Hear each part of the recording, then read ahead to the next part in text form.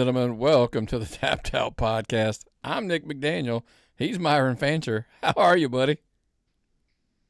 I can't see you.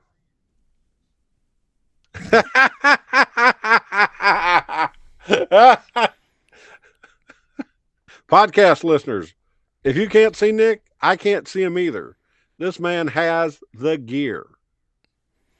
Yeah, man. Look, so obviously we're going to get into it here shortly. And if you look, by the way, before we get into it, had you been a member at patreon.com/tappedoutpod, you'd have known what we're joking about.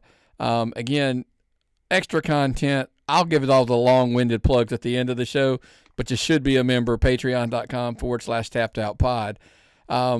So the wife and I went to Chicago to see John Cena. Her idea, folks. There's the crazy part. Her idea to go. So we drove up last week. We left, actually, believe it or not, on Wednesday afternoon, and stopped off, saw a friend, kind of made our way up to go see. It was kind of a cool story. I've told it 100 times. I'm not going to tell that story again about why she's such a John Cena fan. She picked up some gear, and while she did it, I thought, all right, let's have some fun with the show, and got the hat, bought the shirt. This is the Chicago one, by the way. There's the one in every town, so I did make sure I got the Chicago one. And then I just picked these up for fun just because, and the towel behind me. There's a headband that wasn't going on my head. That one. So there's a headband. I may give it away at a show or something like that. I may take it if it'll fit on somebody's melon, because it's not mine. That's all I'm going to say. This is the enlarged melon section over here. Oh, God. Yeah, absolutely. So look, I told you we would get into it a little bit. I do want to talk about it because it was just, the wife said, well worth all of the efforts, believe it or not, to go to the show. She absolutely said, best wrestling, big event like WWE stuff. She's gone to a couple of them with me, and absolutely her favorite. She said it was absolutely her favorite one to go to out of all the ones that we've done. It was here's the crazy thing. I want to ask you, because you obviously you watched at home. I watched it on television, yes. And my thing was, I've watched pieces. I've not watched it beginning to end. I watched some clips because I was just curious. And it felt like, is it possible, like, not a lot happened, but a whole ton of stuff happened at the same time? Well, yeah. I mean, Cena came out and did his Cena. You got that great Sami Zayn feel-good moment. How was that in Chicago? How was that? It was really unique that they were booing Sami. Yeah, that blew my mind. And then they're going to have a barn burner match. So obviously when we went, I kind of had done the math and said, look, Cena had been, announced that he was going to be there. And I was kind of like, okay, something's got to do something, because we got to get to WrestlePalooza. They've already announced he's going to be there, on and on. Now, by the way, when we bought the tickets, all I knew is he had been announced. That was it. So all of this other stuff happening after us having the tickets. But kind of had the vibe that, something, as we got closer, it was kind of like, okay. But honestly, we just thought Cena was going to talk. I'm like, as crazy as that sounds, like, we drove 12, 13 out, whatever it was, to hear John Cena talk. It was his last appearance on SmackDown, which, by the way, didn't know that when we bought the tickets. I mean, lots of come full circle moments on there. I thought they did here's my thing. I'm going to ask you this, because I get it. Like, a lot of people aren't, the wrestling's not as good. It's not that good, I tell you. Here's what I tell you I think they are doing really, really, really, really well. They're on levels of thought. Like, to, hey, this is John's last SmackDown because Chicago's where he debuted on SmackDown. Makes sense, right? That's details. That's paying attention to details. And so we're like, oh, that's kind of cool. I said, yeah, it makes sense. Then Sami comes out, and you're sitting there for a second going like, what the hell's Sami doing? And then it's like, oh, you gave me my shot when I came for the open challenge. Oh, yeah, he did. So I want to do it to carry it on with your blessing. Oh, that's kind of cool of him. but I want you to. And I was like, this is how much they get you. There was a split second, Myron. I went, holy shit! What if they put the belt on Cena, the U.S. title on Cena? I thought they were. Yeah, so did I. That was his big run there for so long, right? Yeah, that was one of his big ones, right? Like I thought, like, hey, this, the open challenge, that whole thing, and I thought, and just uniquely, Cena and Lesnar for the United States title at WrestlePalooza. Like, how cool would that be? Oh yeah, doesn't need it. I get brain. it. Yeah, yeah. Now I did kind of guess. Obviously, Brock Lesnar returns and spoils the match at the end. Yes. I had kind of said, well, they announced Brock for the next 2 Raws, or was it SmackDowns? Hell, I can't remember. It doesn't matter. They announced him for 2, and I was kind of like, okay, well, if he's on those shows, wouldn't they really want to have him surprised in Chicago? Like that, you know what I mean? So I was kind of like, hoping we get that. And then we get the big, he comes out, F5's a couple, Chicago, now I'm going to backpedal into something into this conversation. The legend of the Chicago crowds are true, and they booed Sammy, but then they cheered Lesnar when he's F5ing both of them. I want to say this, and this was kind of unique.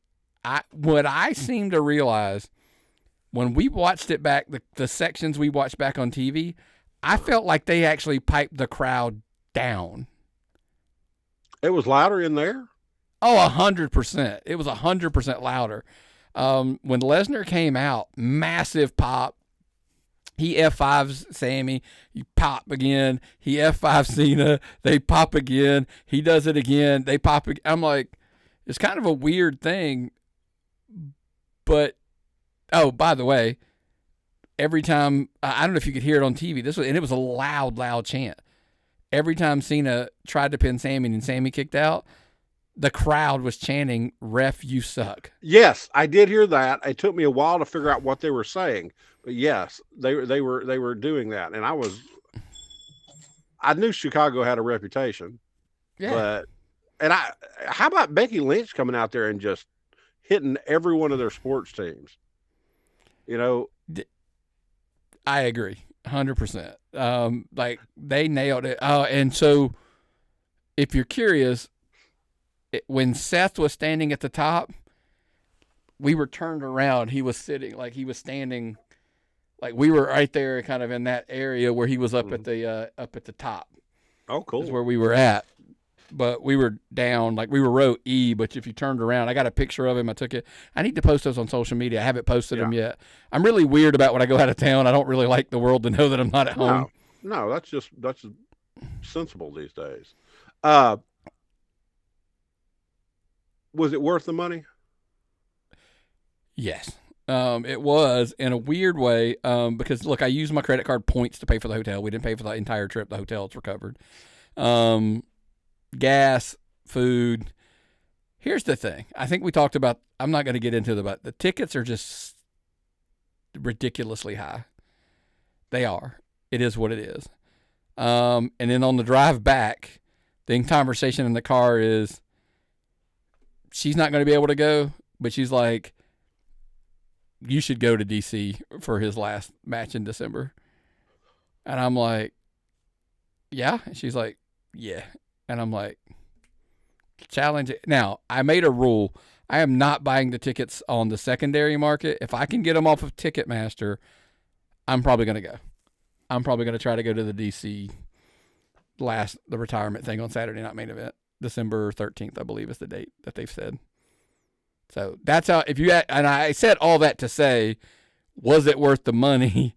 And the answer was, I'm considering going to see his retirement match in DC in December for that exact. I thought it was that much worth the ride. Now, all of that said, obviously the bananas scene, Punk comes out, they're singing along. They're doing the, cult of personality.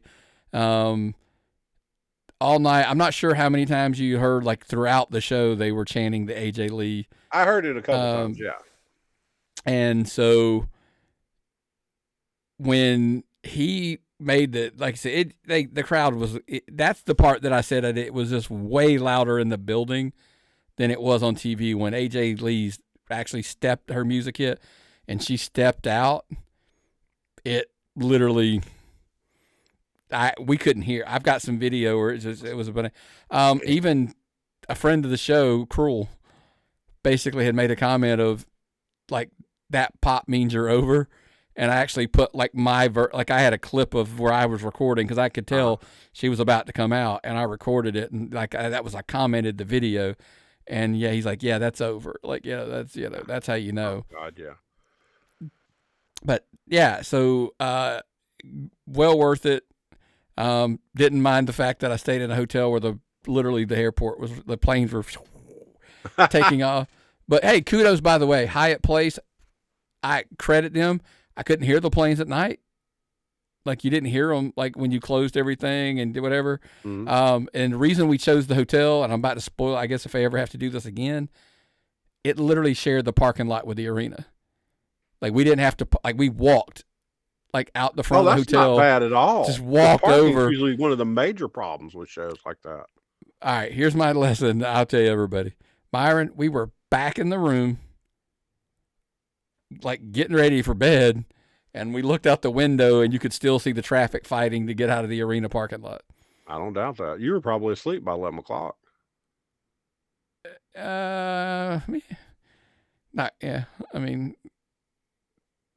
no, I was trying to think if we were watching some. Oh, there was college football was on Friday, so I was watching some games and stuff before I went to sleep. But I mean, it could have been. I mean, literally, the show was over at, because you got to remember it's an hour behind. So the show was over at 9, like literally at like 9:27, we were in the room. Damn. You know, and that's how close we were. So it kind of worked out really well.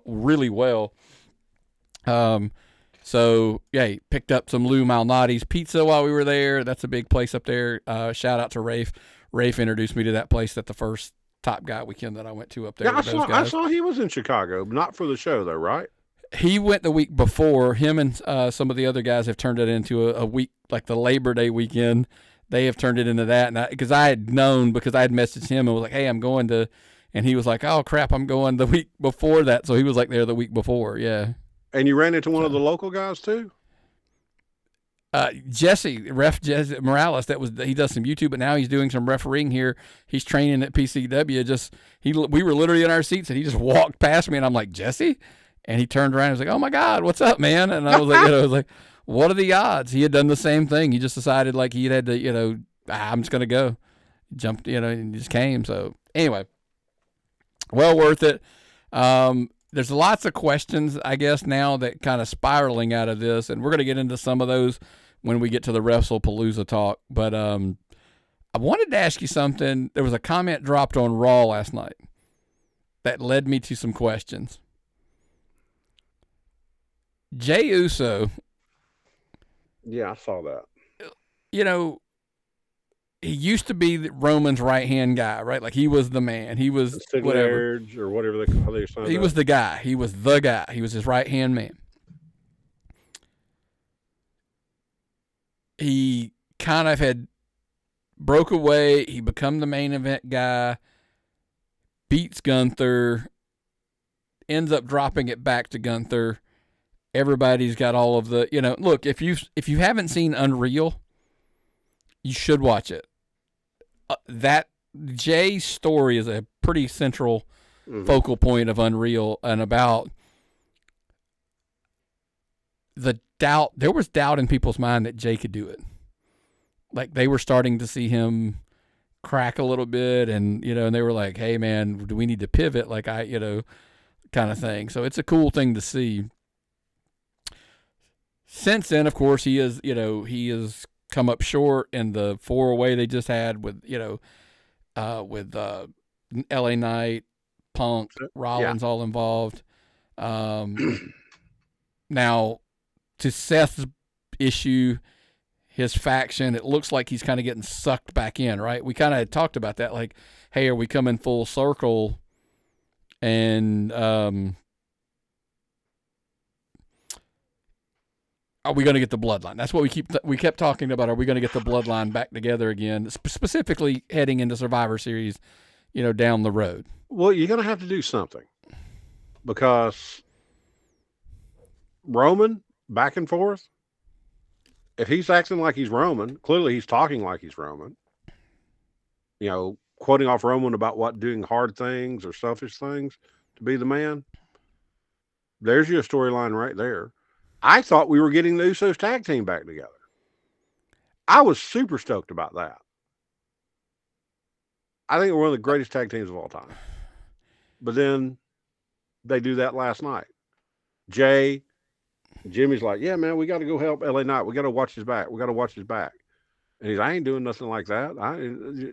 And then it happens and he did his run out. But does that hurt him and Jey? I mean, it's hurt him and Jimmy now. How are him and Jimmy going to be getting along? I think they're going to be all right, but it is I think here's the interesting thing, and I did watch some Pat McAfee. Triple H was on there, and some of the comments, it was kind of makes you think, and it was a lot of this could be just the growth of Jey's character. Uh-huh. He wanted to get out. He wanted to get out from the bloodline for a couple of reasons. Hey, he wanted to be main event Jey Uso. That's awesome. I get it. But he won a title, and his reign lasted that. His cousin was champion for, 1,000+ days, something crazy. Yeah, it was something ridiculous where you didn't even see him on TV. He had the belt. Yeah, everybody bitched. And now you kind of like, oh. I think the pressures of, because right now, listen, this is not me saying this. This is the negative people that can say this. Jey was nothing more than a sing-along, a catchphrase, and some hand, so that's what he sold all that merch. But the substance of his title reigns, some people could question that. That's all I'm asking. But are we looking at substance of title reigns on anything besides selling merch, selling tickets, getting a dance? I mean, Seth Rollins still has a song. Seth Rollins has pretty good title runs. Yeah. Here, okay, yes. Let's be clear what we're doing here. And this is the hard part of our show, right? This is one of those, like, you're blurring we're talking about behind the scenes, but at the same time, we're talking about character growth and how they're playing out on TV. So you're kind of like, I always joke with people, one of the hardest things I feel like about our show is we attempt to zigzag back and forth across the lines of kayfabe or reality, whatever you want to call it. So, for example, what I mean by this is the character Jey Uso, he wanted to get out of his cousin's shadow. He may not feel like what he accomplished got him out of his cousin's shadow. He's still behind the shadow. And if Roman came back now, it's going to push him farther back, I guess. Oh. And once you're on the top, you want to stay on top. Yeah. And think about it. We've heard in interviews, Cody Rhodes talks about the pressures of being the top guy, and and then how many good guys, bad, like the guy that was a good guy for so long, when he just can't seem to get back to that position as the top guy, that's when they start making those selfish decisions, bad decisions, call them whatever you want to. That's when they typically become a heel, because like the power, the struggle, like, I want to be the man. Like, look, it's why Ric Flair was who Ric Flair was for all those years, to be the the multi-time champion. By the way, it's what set this guy apart from never, his early runs, yes, but once he went babyface, he stayed that way and he kept winning titles. That's, that was not the norm. That's why why do you think everybody kept saying, you got to turn him heel at some point? How'd that work out for us? I'm just saying. So you think we're going to see tension with Jey and Jimmy? You're going to see this massive character development storyline where you see Jey not knowing what to do, and then Jimmy trying to reach out to him and help him. There's a lot of stuff they could do with this. I think Jey just wants to be the man. If they decide, it's just interesting. I don't know. I just thought of this just off the top of my head, so it could be worse. I get it. I wonder, if you are going to go heel on him, here's where we go. This is what I would do. Send all your I'm an idiot emails to tappedoutpod@gmail.com. Roman's already said he doesn't have much longer left. Mm-mm. If Jay's starting to show the signs of he wants to be the one, he wants to be the one. He wants to be the tribal chief. He wants to get the Ulafala passed to him. He wants, because look, in the beginning, that's what Roman said was going to happen. Didn't he? When he was his right hand, when he would eventually become the man. He would become the guy, but not yet, because Roman was still the guy. Maybe Jay's kind of like, I'm tired of waiting. Oh. You've lost it, Roman. Look what they're doing to you. They've put you in the hospital. You've lost the step. It's my time now. And you see a rivalry there build. If you go heel, that's the route I go, and I go, take it. Have Jay take it. Solo was a false, hey, I'm going to weasel it. Solo, it was never going to happen. It was always destiny. 4 or 5, when we started this whole bloodline thing, Roman told us it was Jay. He was the right hand man. He would eventually be the guy. Maybe all those pressures over those years are finally getting to him, and that's where the character's cracking. That's the growth.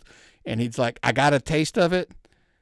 Myron, what's the worst thing you can do sometimes is get a taste of something, right? Because then you just want more. That's me being fat. I know that. You give me a sample of something at Cookies. Costco, I'll walk around and get every one of your damn cookies before it's all over. So that's one interesting story that's been going around. And then, we talked about how WWE is on a hot streak now with when it comes to creative, they're doing details, nuances. They're using social media. They're using TV. Rich Eisen, Seth Rollins is on there in a knee brace and crutches, and they played us, with the storyline. How many podcasts do they have now? Like under their umbrella. Too many. Well, they could add one more. They could add another one. They could get rid of one that I can think of off the top of my head, but that's a whole other story. Sam Roberts. Or they need to go back. Takers needs to go back to his old one. I'm gonna leave it at that. Get his wife off of it. We want Matt back. So anyway, one of the interesting ones that came out is I saw a story broke on social media. AJ Styles' son complaining about how his dad's being used as well. I was like, oh, that's interesting. That means you heard it at home, probably. Well, somebody complained online and he agreed with it. He just agreed to the comment kind of thing. Somebody real online? Okay, are the signs fake? Did you see any fake signs while you were out there at SmackDown? Were they handing out fake signs? Mm-mm. Okay, they weren't planning some of that stuff. They weren't working behind the scenes. Mm-mm. They weren't doing stuff like after TV went off or during commercial breaks in America. Mm-mm. By the way, somehow I think I was in line with CM Punk's sister. That's a whole other story I'll tell you off air. That was like the most bizarre thing that I've ever, we didn't even realize it until we got home. Literally, so watching it on TV, and I'm like, wait, were we standing in line behind CM Punk's sister? Why was she in line? Anyway, I don't know if it was or not. Anyway, I got sidebarred. So AJ Son's complaining. Then when they're not on the air for Raw, we're recording on Tuesday, folks. You know how this works. Last night, they aired while they were off air. He cuts a promo basically saying, they've taken Gallows and Anderson from me, mentions over on SmackDown. It's almost like they don't want me here. I mean, basically, I'm a disgruntled employee. I'm a disgruntled wrestler. That kind of storyline promo. But why would they do it off of the air? Because more people would see it on social media than would see it. And it would also be more intriguing if they didn't see it, because it was on there. Some people saw it and then they heard about it and then they're going to go look and they can't find it. And they're going to be, what did they say? And then WWE put it up on their YouTube channel. I was like, come on, guy.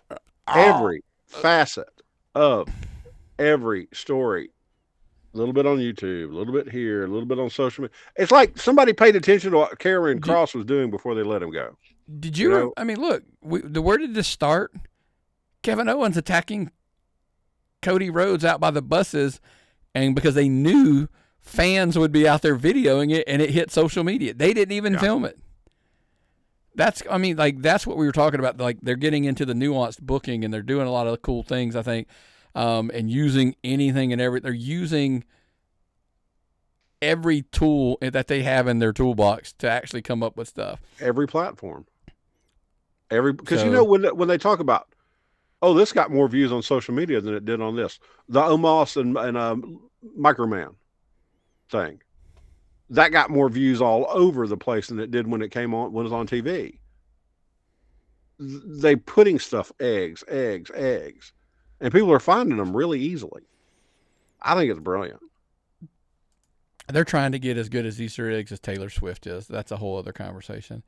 Now, Brian Alvarez and Dave Meltzer are suggesting.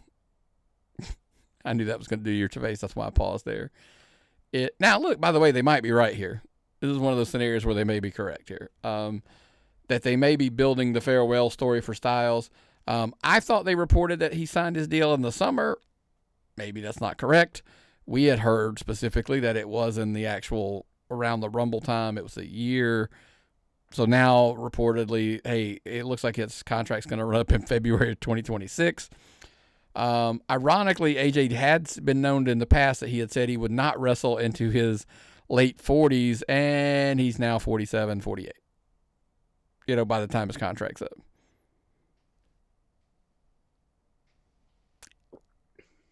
Folks, he looks in some of the best shape of his life. He looks amazing.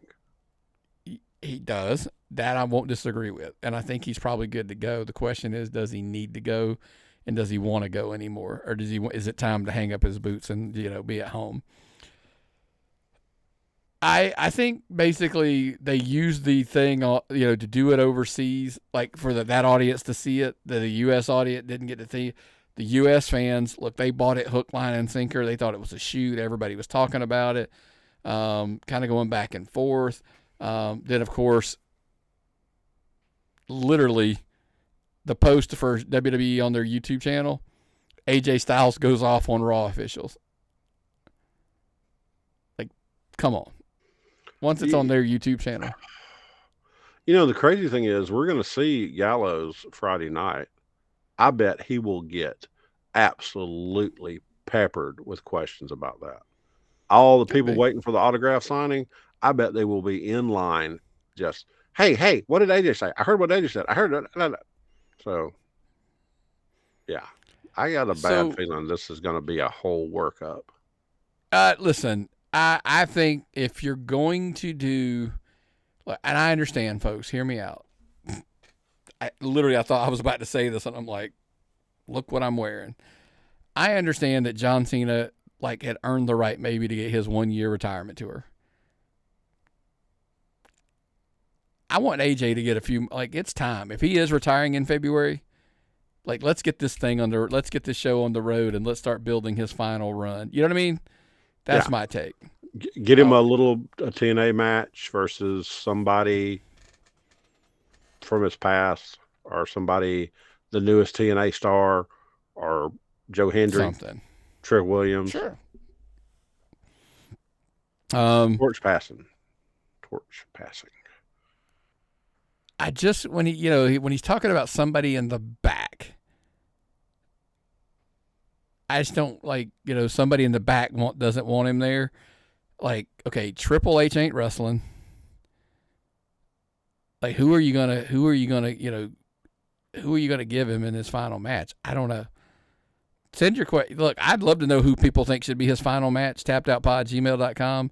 Send those in. I'm not sure. If he retired too, I also want to know this. It's not our time to tell this story, so I'll hold that off. I always say I don't think, look, AJ, when he's done, I think he's done. Now, if somebody says, he's going to do a thing in TNA after his contract's up, that's still, look, we all know that's about his WWE. That rumor was out 2 days ago. AJ shopped around for interest before he re-signed his contract. Seriously? He was going to go work for AEW? Why would they make us think that? It's like all of a sudden, Because it was true. Disgruntled news, disgruntled news, Because it's disgruntled true. news. Listen, shopping your contract around before you sign is not being disgruntled. That's being smart. Like, if Tony Khan said, "I'll pay you $6 million," and and TKO's they're at 4.5, allegedly. You got to consider it. It's $1.5 million for 1 year. Because at least, by the way, then you can come back and go, they're offering 6. just can you give me 5? You know what I mean? Like, I think there is because when he would leave, he would be able to take his name with him. So he's going to be AJ Styles no matter what. So I think when he's done, he's done. I don't know anything. I'm just guessing. He strikes me as a guy. What he's done, he's done. He's got some other things that he's going to do, I believe. I've heard. Anyway. I just think they're doing a good job right now. They're just going to tell the story, and they're going to just start paying attention, folks. This is going somewhere. Or do you think, tappedoutpod@gmail.com, the listeners, and even you, Myron, answer this question, or does he deserve the opportunity to, like, hey, I'm going to go to AEW for 1 year, New Japan for a year, I'm going to go to TNA for whatever, and do a run, then be done? I'm of the mindset that he deserves to do whatever he would want to do. He's earned it. I really don't see AEW in his future, but then again, with all the work they do in New Japan, but maybe New Japan is going to be part of WWE. I've heard that rumor too. Okay, I've heard that from my sources on the inside. Maybe he does more in Mexico. Maybe he tries stuff he never got to try in his career. I don't know what it could be. So, yeah, I don't know. Who knows? Well, whatever he wants to do, I think we both agree with that. That's what he deserves. Yeah. Other news that hit last week, and here's the thing. It's in the taglines. It's in the titles. It's all of that stuff for a reason. It ain't clickbait, folks. It's the juice is here to ask the questions. So not this past cycle. We're talking about the Labor Day, like the Friday before Labor Day, and like through that, to that NXT and Dynamite stuff. That's kind of the window we're talking. There was a week there that basically wrestling ratings, not WWE's, not AEW's, all of them, wrestling, ratings hit historic lows. Raw had the lowest number in history despite Monday Night Football not starting yet. They had another week. I'm eager, by the way, I am curious to see because for some reason now you have to wait like an entire week to get the viewership numbers that they put out there for Raw. I'm curious to see how they held up against a horrendous, it got good after Raw was over, Monday Night Football game, but while it was on, not so much. But so anyway, Meltzer's claiming that, I'm so tired of Meltzer claiming the numbers are boosted, and I don't even know how you boost them. Like if they come from somewhere, because originally it was like, this is the formula, this is how they determine it. Then I'm like, okay, if that's how they determine it, then that's how they determine it. All numbers are fake except AEW numbers for him. That and the AEW numbers are great, and they're going to get better. They're not really as good as they should be. And that's what I hear from him. I was like, I can't see somebody being so one-sided. Even the WWE is killing something, he's complaining and saying they're not.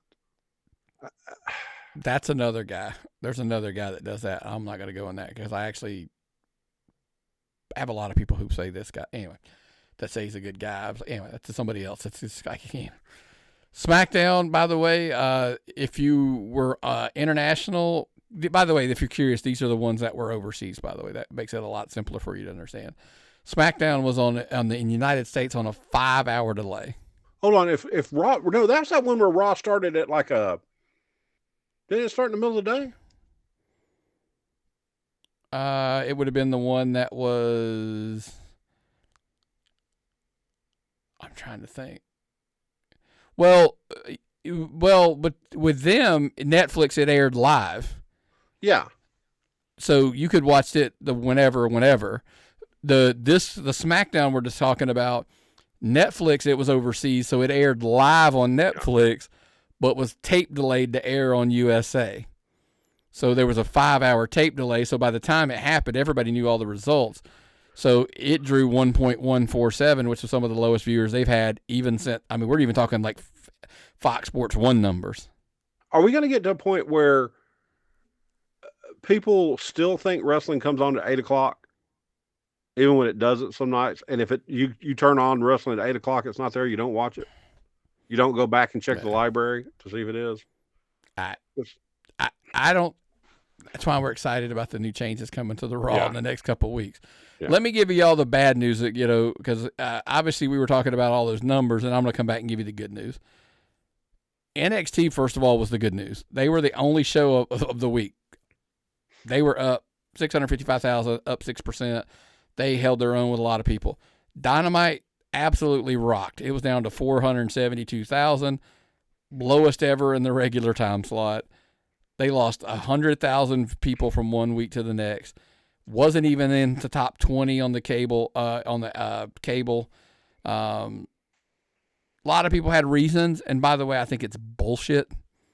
Some of the reasons that I heard. Massively down, viewership down 33%, blah, blah, blah. Collision fell below 200,000. I'm telling you all these doom and gloom numbers for a reason. I think it's all bullshit. Here's why. Raw's going to bounce back probably next week. SmackDown on September 5th, the show that we were at, 1.585, so it's up like 33%. NXT's going to do probably right in their wheelhouse, right where they stay at. They've got a good locked base who just likes their product, who's watching every week. You know what you're going to get with NXT. It's a very similar formula every week, and it's usually good or gooder. It's never really bad. Yeah. It's. And here's the other flip side of that, by the way. And there's a term in football. There's a high floor, there's a low ceiling. In my personal opinion, that's NXT. Yeah. What that is, hey, we know we're going to kind of hang at a minimum. We're going to get this number. Hey, but we're never going to get 1.5 million watching.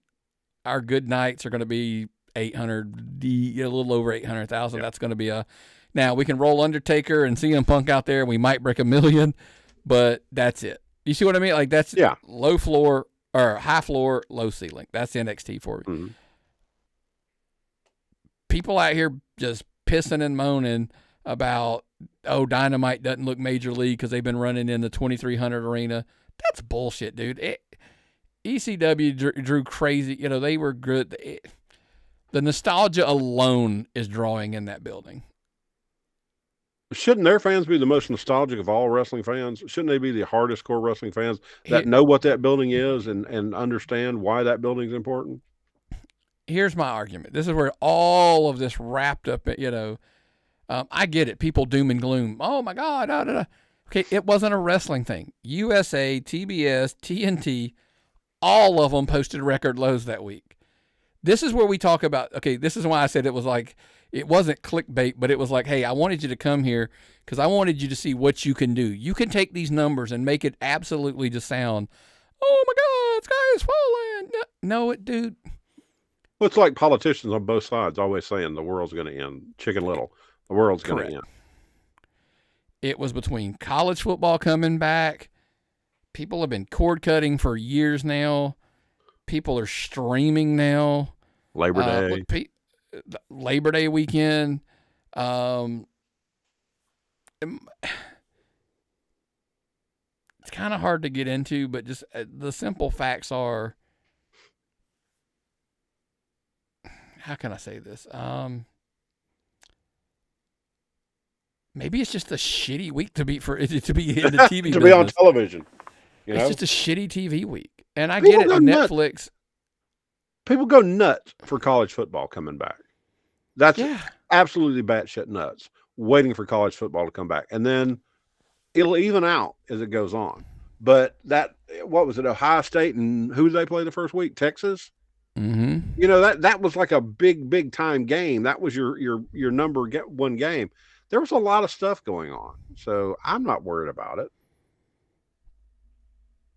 Not in the least. And I know people are tons of questions. It's just stupid. Speaking of streaming, we clarifying a couple things. WrestlePalooza, it basically now is being said, look, as of right now, the plan is it will only stream on the new ESPN app, will not air on the linear television channels. The cool thing about it, what? No, go ahead, finish. Video on demand is going to be right there for you right after it's over, live on the airing. It'll be there for you. So I know that's your thing. Well, that's the thing. I don't want to delay. I want to be able to watch it instantly, even if I start halfway through. But they beat me. I'm sitting here last night. I was looking at a few notes, sent you a few notes. This was in there where it says it'll only be on ESPN Plus. I'm like, well, it's the ESPN app. ESPN app, sorry. I got to see it. Because the Plus is the current service that's going away. So I just make sure. Sorry, that's what I meant to say. Got to see it. And then they start building the card. Tell me last night on Raw who's on the show. You start seeing matches. You know, they roll that CM Punk, AJ Lee thing out there. They're starting to tell you more and more about it. So I'm like, okay, click. I'm gonna buy it. I wouldn't buy it. Couldn't stop. You know, I don't buy Hulu anymore apparently because that's all through your Disney Plus. I didn't have to worry about that expense. So I added it, you know, and it was like $18 for the Disney Plus Hulu, and it got it up to $36. So this is a commercial-free version.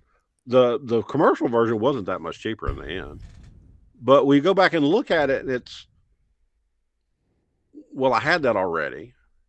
I wasn't going to get it on my cable package that I have.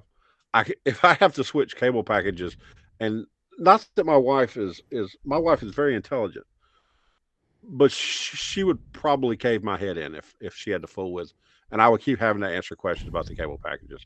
So let's just keep the cable package. You know, I get all my shows. I don't need Peacock. If I have Peacock, keep Peacock. I'm just going to keep it for the library, NXT pay-per-views, and how many more of those?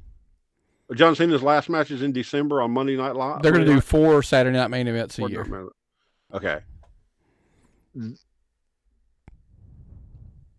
Is it really worth 4 Saturday Night main event to keep Peacock? Unless you get the free version. Well, the NXT ones are going to be there through the beginning of the year too. So sure. Let me just cut back the Peacock, which was going up anyway. By the time you work through the losses and the gains and the changes, it's only going to cost me like $15 a month more. So I did pull it up. It's $16.99 a month for the Peacock. So you were paying $16 if you had the ad-free version. I know you like the ad-free version, so we're comparing apples to apples.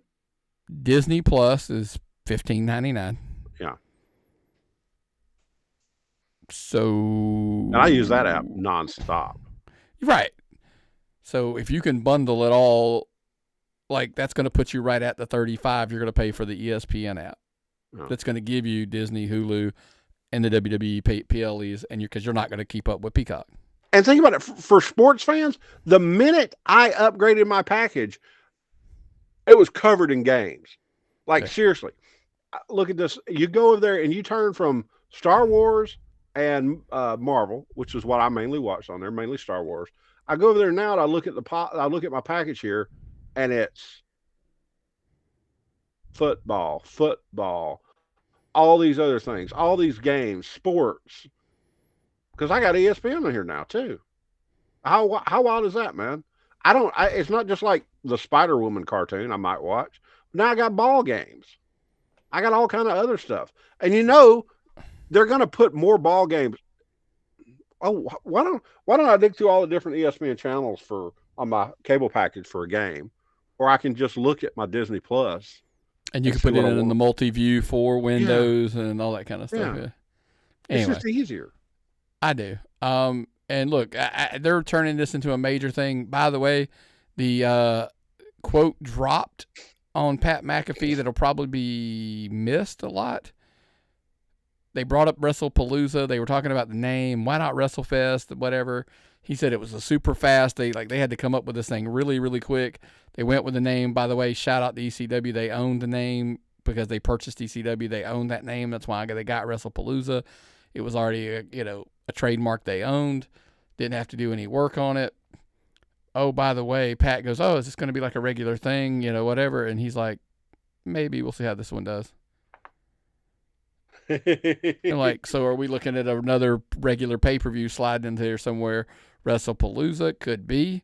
But I think you just kind of wanted to see how it does on ESPN. It makes total sense. Look, we've talked enough in the past about the whole deal itself as a whole, but I'm intrigued to see how they pull off the first PLE on there. And it's so cool when you look at your interface. It's like sports. Then it gives you a picture of all the different balls and stuff of what you want to watch. You got sports movies. You've got different leagues. If you want to watch it by leagues, if I want to watch NCAA, I just turn to NCAA football. Just NCAA. They got it looks really, really simple. It is a hard justification if you're not a sports fan, you're not a Disney person of any content they have. You just want your wrestling. I get it. $29.99 is a hard pill to swallow. I get it, and I understand. I just think the math was done, and they went, they're going to either like the Hulu aspect of it, or they're going to like wrestling, or they're going to like Marvel, or they're going to like the sports, or they're going to like Star Wars, or they're going to like all the other, entities that these things, cross these platforms. I think ultimately, I just thought the biggest market would be, hey, I'm a sports fan. Hey, I'm a wrestling fan. That just creates the value alone, not to mention when you piggyback these other bundles in. Oh, I can't wait to go over to somebody's houses to watch football and ask them how many people have this package that don't watch wrestling. How many of our football fan buddies and stuff will get this package and never watch a wrestling match on it? Mm-hmm. Or it'll be a bonus, or it's a bonus that they have it. Yeah. Other big pay-per-view news from the AEW side of the fence on the streaming thing, they kind of officially rolled out. We knew it was kind of about to happen last week. HBO Max, the pay-per-views will be there starting with All Out, September the 20th. The suspected things were true. $39.99, you get a discounted rate versus the $49 or $59, whatever the rates are you're paying currently. And HBO Max gets the front-facing advertising on it. It'll be like, they're still going to be available on Amazon Prime, YouTube, Triller, payperview.com, and, of course, your cable satellite providers if you're still in the Stone Ages using that. But HBO Max will kind of be the primary. There's some other stuff coming out as far as, like, audio and some like how it's going to be presented through HBO Max. Like the resolution will probably be better, etc. Whatever. I don't know. Those details will come out more as we find out here in the soon future. I'm actually excited about this. And there'll be a lot of more people that have HBO Max already that don't have to worry about putting their credit cards into some other service. You got HBO Max already. I would think it would do more views and buys because you don't have to click or buy something. It's already there. It's already on your TV. Just click over there and buy a pay-per-view. It might be a good way for me to buy these pay-per-views. $39.99 for the first one, and then watch the WrestlePalooza that night. Yeah, it's something to mix it up. They've also added Tailgate Brawl. It's going to be an exclusive pre-show for HBO Max and Warner Brothers Discovery platforms. For example, it kicks off at 2. We are aware that they have bumped All Out up to 3 p.m. to not be head-to-head with WrestlePalooza. So the Tailgate Brawl. And apparently there's going to be another pre-show for the non-HBO Max people. So you kind of get to like, hey, if you're free, you get one show. There's probably going to be a better show available over here on the Tailgate Brawl. I'd heard things of like, do you remember when Sunday Night Heat used to come on right before the old pay-per-views back in the day? Yeah. Do they turn the Tailgate Brawl into something like that? That would be kind of make sense in the long run. That's reasonable. By the way, so far at All Out, Mercedes Moné, she will be defending the TBS Championship versus Riho. Hurt Syndicate, which is all 3 members, will be taking on Ricochet, Gates of Agony. Adam Copeland and Christian Cage are taking on FTR. By the way, if you have not seen the Christian Cage, Adam Copeland pairing over the last few weeks / months, check it out. You're missing out. And it's in Canada. It's going to be in Canada, so there's the hook. Absolutely. Questions a lot of people are throwing out there, Myron. Look, it's the move they had to make, right? They were already in bed partners with Warner Brothers Discovery on so many levels, it just made sense. And by the way, smart move by HBO Max to get in bed. You're creating hey, it's another revenue stream. You're discounted. I'm sure there's reasons why. We talked about percentages and ownership and that kind of thing in the past. But you're showing it already. You're showing the regular shows already. The move up to pay-per-views can't be that much different, except for the purchasing. Yeah. Thing.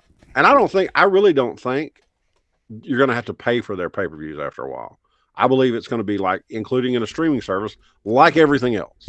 We joked with it about. Remember that this was the test model to find out they could figure out how many people are buying them. Yeah, so they can get their sales. They can get their contract deal with HBO Max. Well, HBO Max see how much it's worth to have this. Correct. They have a better guideline and, figure it out. Like, hey, how many can we get versus it being over here? What's the deal? Question I had, though, is does it cost them money on the back end on pay-per-view revenue they would have gotten had people been buying them for the full price on the other channels? What that percentage cuts are? Does AEW actually walk away with less per pay-per-view than doing it the traditional way they were doing it? I'm sure there are accountants. I would hope so. I'd hope so. Checking on this. Also, isn't that what Tony did? Hold on. Isn't sports analytics was what Tony did for what he does, yeah. Yeah, I'm assuming he's done it. The question is, though, did he get it? You can run the numbers, but if they don't agree to pay it or there's not a way to get it made, that doesn't mean anything.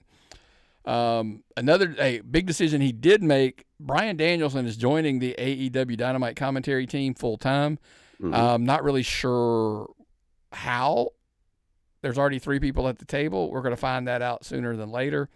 It all stemmed from the Forbidden Door pay-per-view. Danielson did commentary, did a great job. And so basically Tony Khan just kind of came out and was like, look, he brings credibility. Nobody prepares, He knows all of the moves. He knows all the wrestlers. Yeah. And let's be quietly say he knows all the stories. Yeah. And here's the thing. Here's why to me, it's a win-win. Fans get to see Bryan Danielson on TV. Mm-hmm. It's that simple. Mm-hmm. And he's gonna be the smart, every pun intended, probably. Yeah. Commentator. He's gonna be what Excalibur wishes he could be. Yes, he'll be able to break the stuff down and explain to you why it's happening. And you got Tony Schiavone can still do the color or whatever you want to call it. I think Bryan Danielson will be the best analytical mind at a wrestling table. I just think it's wonderful. Yeah, I think his style is going to be different, but I think we're going to be a fan. And here's the thing. I'm a little higher on Excalibur than you are. I know you're not as big a fan. I think he's fine. I think he does fine. But I think Bryan Danielson is going to be able to he's going to be able to color, he's going to do a lot of the shading on this stuff, and I think that's what he's going to be good at. So but hey, look, if it keeps him in the public eye and it keeps drawing attention to AEW and people love it and the fans enjoy it, awesome. Oh yeah. And it probably gets maybe some of that itch every now and then that he has about getting back in the ring. Maybe it scratches that. Keep him out of the ring. Yeah. Speaking of people staying out of the ring, Myron, last thing I wanted to ask you about, Ronda Rousey made the news. She's kind of thrown out some stuff about they wanted her to work with Alexa Bliss and she wasn't a big fan of that. And she just, comment after comment, and Booker T took exception to it. And he just basically shots fired. Well, yeah, I'm not a big fan of making money either. That program would have been money. She didn't want to do it. What is she trying to set her up for? She kind of tried to come back and say, oh, I'm a legit fighter. She mad about Shayna Baszler getting fired. she got a lot of money from wrestling. Okay, she main evented WrestleMania, for Christ's sakes. Okay, maybe she is the outsider. Maybe she doesn't understand anything. Is there a business for her to go back? Does she want to go work for Eazy-E?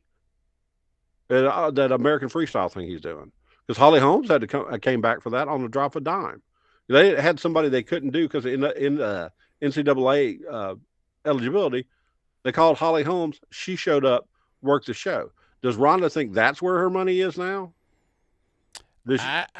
I think she thinks her money's in acting because she sure doesn't act like she wants to fight. Because look, the UFC door, WWE took her in and made her a lot of money. And from the rumors are she made more money in WWE than she did UFC. And the actual fighting piece of it, by the way. I know there's endorsements and all that other stuff.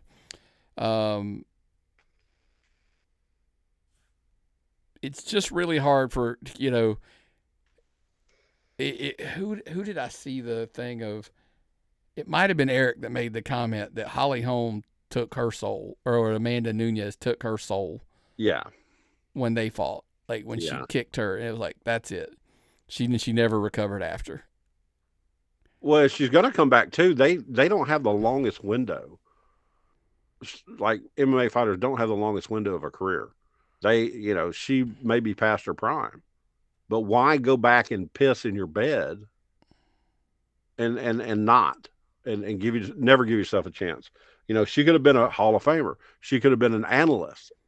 She could have been something with the program. She could have done, if she wants UFC or with any of it. She could have been a women's wrestling commentator. She could have brought her in to talk about stuff. With her, I think the problem was, here's the thing. Wrestling people don't like her. I thought her first couple matches I thought she did really, really well. The problem was when we started hearing the stories of, I don't want to work with Alexa Bliss, or I don't want to, I only want to work with my friends. And like, dude, unfortunately here's what she didn't understand. It was a business. The money was in her with Alexa Bliss. Yeah. I get it. She wanted to wrestle, fight, whatever, Shayna Baszler or Shafir or, or whatever. I get that. She doesn't realize, like, for wrestling fans, that was going to be boring. There was nobody wanting to pay to see that fight. No. By the way, let me rephrase myself. There was a tiny niche mark crowd that wanted that fight because they thought, is they real? Okay, but that's not what wrestling is, folks. If there's no drama, story, and character to it, it wasn't going to make any real money. And that's what I think she kind of... You think she's healing? She's healing now to get an AEW contract? Look, she made glowing comments about John Moxley for revitalizing Shafir's, career and taking her in, and Tony Khan, AEW seems like it might be a place she'd consider working or whatever. And there's nothing wrong. Listen, if she can get a payday and she can go work for him, congratulations. I'm all for it. Do what you got to do. But my problem with her stemmed out when it was like, it's wrestling. Like, it's you cannot get caught up into this, I'm a shoot fighter, I don't lose. Okay, that's when stuff goes sideways and gets out of hand. I would love to know what the other fans think of her. TappedOutPod@gmail.com. Yeah. But I tried to like her. She had a chronic lack of charisma. Her talent was great. She didn't have that wrestling charisma. She didn't have what Alexa Bliss has as far as making people like her. But didn't they make her a heel and they don't like her, and that's fine. I'm not saying that you got to love her. I thought she was doing quite well. It's just there's a difference between I can get in here and athletically do this, but do you get it? Like, do you understand? You got to learn like what makes it work long term, and it's funny. We have a lot of conversation with guys that we know, and it's like that. Sometimes it's just that simple.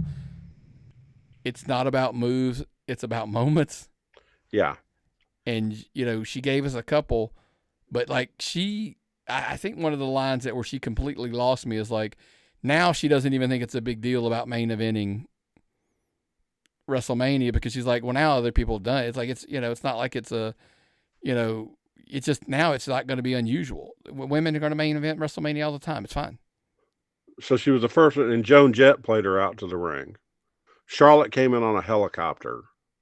I think Becky had some kind of massive entrance too. That's not a big deal. It's just one of those. I don't think she doesn't see it was a big deal, and it will always remain a big deal. Because in wrestling, we always remember like first and most. Like that's like one of our our longest or whatever. Why don't you give you? Well, you probably couldn't give your too small headband to her from the sound of it. Sound like her head's bigger than mine. Could be. I don't know. And like I said, I don't know her, so I'm not judging her. I just can't believe that she went out there like that. That's a thing of the danger of bringing people from the outside. By the way, kudos and tip your cap to somebody like Paul Walterhauser, who's like Emmy winning, Golden Globe, whatever, all these trophies and awards that he's won over the time. He gets it. Like it's the entertainment, wrestling, sports entertainment business. Yeah. Got to go out there and entertain. It ain't just about, by the way, it's probably because he can't do all of the things that she can do, physically in the ring. Yeah. But he gets it upstairs, and I will always say it. I just listened to a podcast this week where they were talking about Conrad and Jeff were saying the problem is they try to do everything, and if they only did 3 things really, really good, they would, that would set them apart.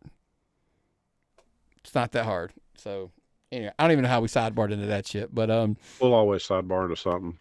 It's always something. And speaking of sidebarring, I'm gonna come back to you, but before we do, Tapped Out Pod, patreon.com/Tapped Out Pod. Sign up, man. And I told you I was gonna come back and plug everything later. $1 level, get those show notes.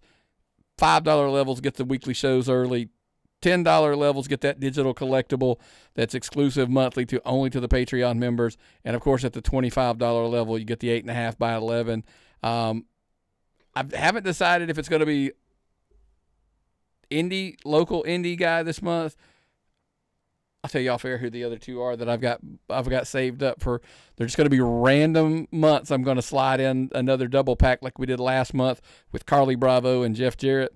Those were the big winners for the month of September. Or was it August? September. Sorry, easy for me to say. But yeah, that's everything I got. Next week's going to be pretty loaded because I think we're going to be heading into, WrestlePalooza, and we're getting closer to All Out, all of that kind of stuff. I'm not going out of town anytime this week, going to any shows as far as the actual national level. Going to be a loaded calendar this week on the indie level. Make sure you check out the Georgia Wrestling Spotlight. Check out the Tapped In show. Real cool piece this week.